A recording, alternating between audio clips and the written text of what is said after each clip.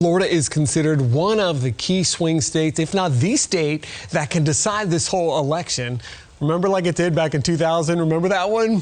Katie LaGrone live in Tallahassee right now with a look at what's changed since 2000. Hard to believe that was 20 years ago. That's when the fate of the nation hung on really what turned out to be a really flawed election system. Katie, I remember being in that spot where you were covering that recount till December back then. That's right.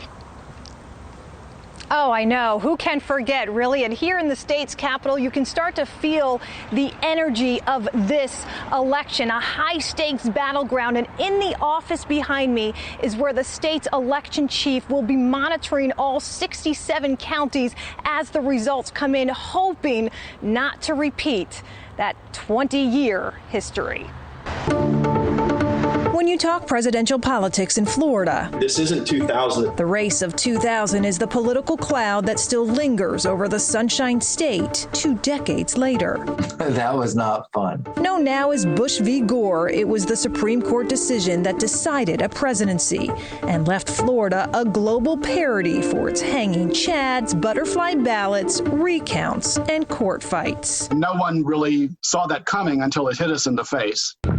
Few were as intimately involved in the chaos as Craig Waters, longtime communications director of Florida's Supreme Court. Time is of the essence. The recount shall commence immediately. And best known for his court step announcements during the election debacle of 2000. It was like a big circus. When I say circus, I'm not kidding. 20 years later, with results from another highly anticipated race just hours away in a state as divided, we wanted to know. What makes this year different? It's the whole mix of things. The climate is different and the technology is different. After a few stumbles, Florida is on its 3rd voting system since 2000.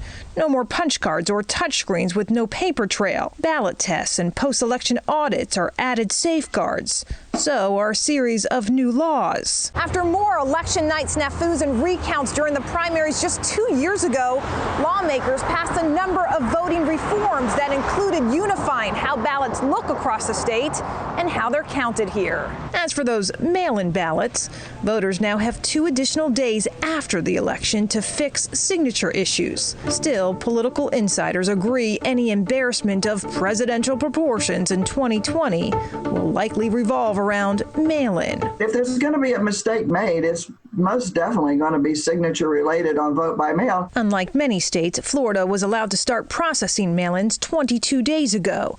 Another attempt to keep Florida's track record of troubles history. What's your gut telling you, Craig? I feel like we are about as well prepared as we can be. Social media advances and the ongoing pandemic will likely keep Waters out of the spotlight if the state's Supreme Court needs to get involved again 20 years later. I will be in my office in one of those windows that you see behind me, watching it all and hoping that history does not repeat itself.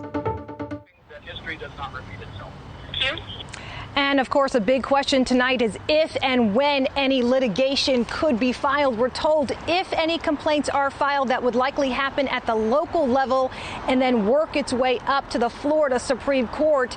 If at all, of course, both campaigns have their armies of attorneys ready to roll with whatever the night brings. Live in Tallahassee, Katie LaGrone, Fox 4.